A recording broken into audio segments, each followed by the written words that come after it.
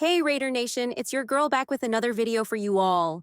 If you're new to the channel and love Raider-related content, don't forget to like, comment, and subscribe. Now, let's dive into the big news. Black Monday has officially wrapped up for the Raiders, and there's some major news regarding the future of the team. This morning, head coach Antonio Pierce made it clear that he is set to continue as the Raiders head coach for the 2025 regular season. Pierce was signed to a 2-year contract when he was hired last year, and it seems like owner Mark Davis is giving him the full 2 years to prove himself. I have to admit, I'm pretty shocked by this decision.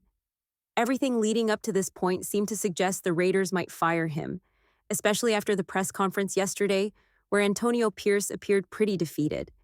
His body language made it seem like he had a feeling he wouldn't be back, but obviously, I was wrong.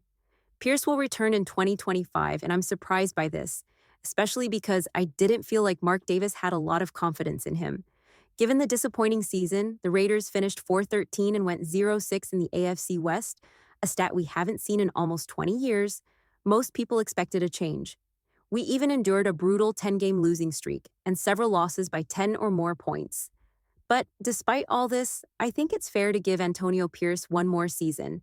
Typically, head coaches get at least 2 years to prove themselves, and it's rare to see someone fired after just 1 year, though we did see it happen with the Patriots when they let go of first-year head coach Jared Mayo.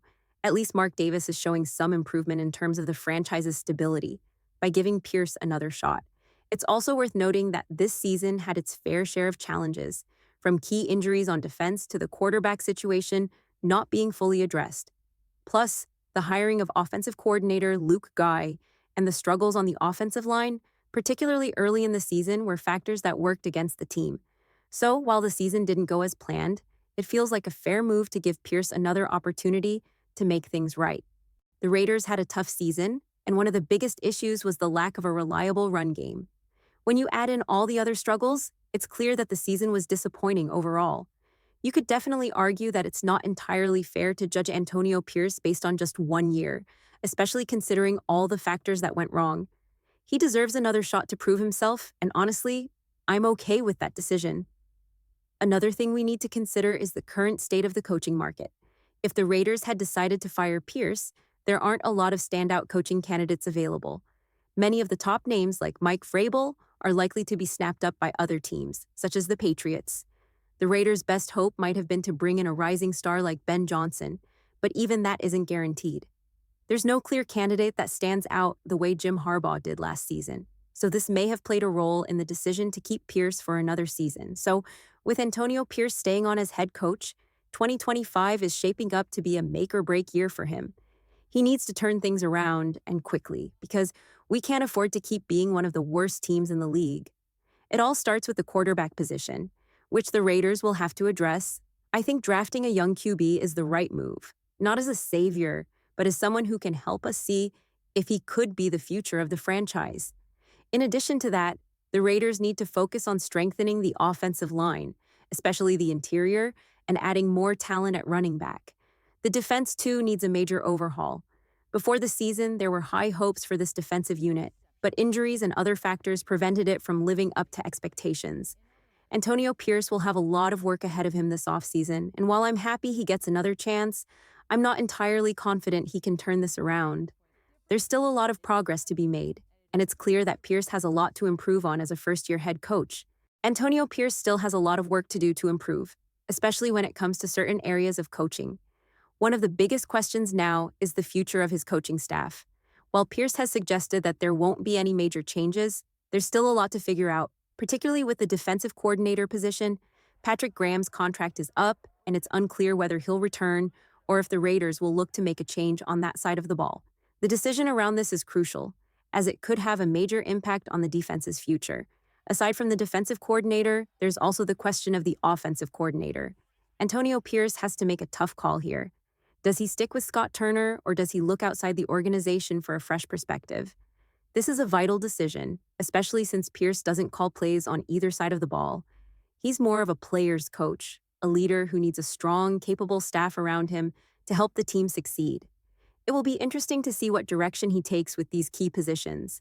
If the Raiders choose to look outside the franchise for a new offensive coordinator, one possibility could be Doug Peterson. The former Jaguars head coach has a strong track record when it comes to running offenses, particularly in the West Coast system. Peterson, who comes from the Andy Reid coaching tree, could be a great fit to help develop both a young quarterback and the offense as a whole. Ultimately, the Raiders need someone who can nurture the growth of a rookie quarterback, especially if they draft one in 2025. This makes getting the right offensive coordinator even more important. So while Antonio Pierce will be back for another season, 2025 will be a critical year for him. He has a lot to improve and many decisions to make, both in terms of his coaching staff and the team's overall direction. Throughout the season, there were several questionable decisions made by Antonio Pierce that need to be addressed moving forward. One of the most notable examples came in the season opener against the Chargers, where Pierce chose to punt on a 4th-and-1 situation at the Chargers' 43-yard line. In my opinion, that was a bad call, as the analytics heavily favored going for it in that situation. Instead, he opted to punt, and unfortunately, that gamble didn't pay off. Another area that needs improvement is Pierce's clock management and decision-making around challenges. There were moments when he threw red challenge flags on plays that seemed like clear calls and weren't likely to go his way. These kinds of mistakes are particularly costly in a competitive division like the AFC West, where coaches like John Harbaugh, Andy Reid, and Sean Payton are well known for their sharp decision-making. If Antonio Pierce is going to stick around as the Raiders' head coach for the long term, he must improve in these areas. He'll need to be more decisive, smart with his challenges, and understand when to take calculated risks. Raider Nation, what do you think about the decision to keep Pierce as head coach? Were you surprised by the news, or do you support the move? Let me know your thoughts in the comments below. Thanks for watching, and if you're new to the channel and love Raider-related content, don't forget to like, comment, and subscribe. I'll see you in the next video.